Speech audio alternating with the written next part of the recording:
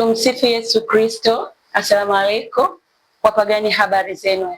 Napenda kusema na watoto wa mwaka 90 na 2000 na jamii iliyotuzunguka kwa ujumla katika nchi ya Tanzania. Hivi kuna mtu ambaye haipendi amani tulionayo? Sisi ambao tunafanya kazi za jua kali, tunapenda kufanya kazi katika amani ya nchi yetu kwa sababu tuko humu. Wapo wanaoamka saa 10 alfajiri na wengine ndio wanarudi kulala vitandani, na maana hawakulala usiku kucha, na ambao wanaamka mapema sana kwa ajili ya kutafuta riziki. Hiyo tu ni kwa sababu ya amani tulionayo. Naongea na wao wanaosema wanaishi Japani, wanaishi Marekani. Hivi Marekani unaishi na babako na mamako huko? Au unadanga tu? Na huko Marekani unaishi na wazazi wako huko? Na familia yako yote Tanzania umehamishia Marekani? Utupiganishe sisi. Unamtukana Rais Kikwete mstaafu, unamtukana Chief Hangaya, matusi mabaya. Angelikuwa ni mama yako ungesema analiwa kinyume cha maumbile, kweli wewe ungesema mama yako ndio anafanya hivyo. Ungesema wewe. Naomba mjifahamu na mjitambue, muilinde amani ya nchi yetu. Ndio mwamvuli pekee wa Tanzania ambao tunategemea. Tuna katika uchaguzi, tunategemea tuwe na amani. Uliza ambao wanaishi katika nchi ya vita wanaopigana. Watu wanakimbia mbeba paka mgongoni, akina mama. Una watoto 5, una watoto 6, una 2, una 3, una 1. Wewe ndio uliingia reba, utasikia uchungu zaidi. Lakini katika shida hata unaweza kukimbia, lakini baba akamkumbuka mtoto. Kwa nini hatuna nidhamu katika nchi yetu?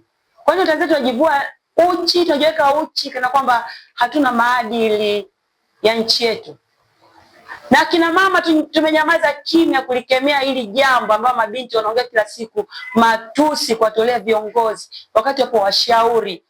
Akina Ana Makinda wameenda wapi? Si wapo ambao wanaweza wakamshauri mama.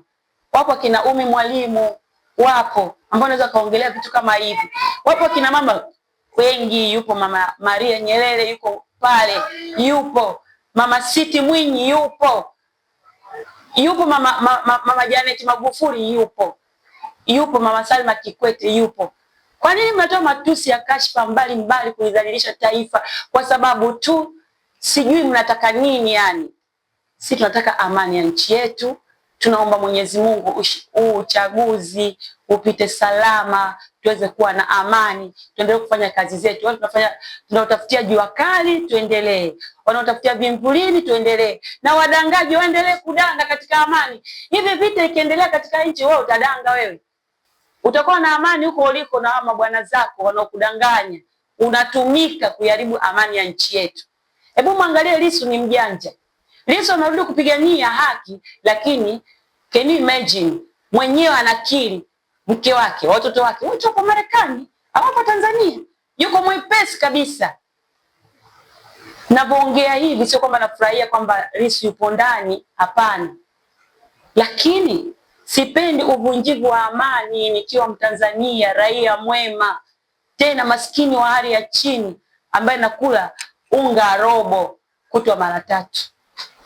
Ninaifurahia amani ya nchi yangu kwa sababu natafuta kipato katika amani, narudi nyumbani nilichokipata nafurahia na watoto wangu.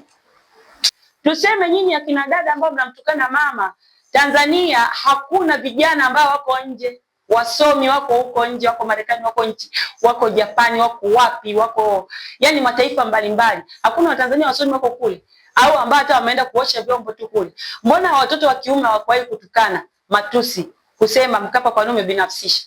Unafikiri Lissu akiwa rais ataleta mageuzi katika taifa hili? Na yeye atakuja kubinafsisha kilichopo.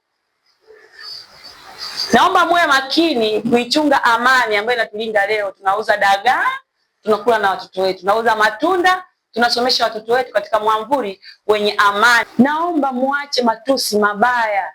Wapo washauri ambao wanaweza kumshauri mama. Ni bora hata mngepiga kelele mkamwomba mama Maria Nyerere, mama Siti Mwinyi yupo, mama Salma Kikwete yupo, mama Jane Magufuli yupo.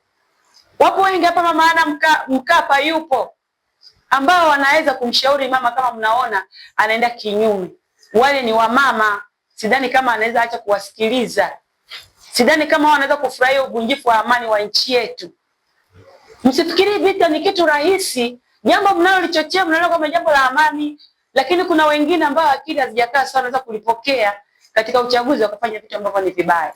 Tuliangalia hili na wasubiri mnijibu.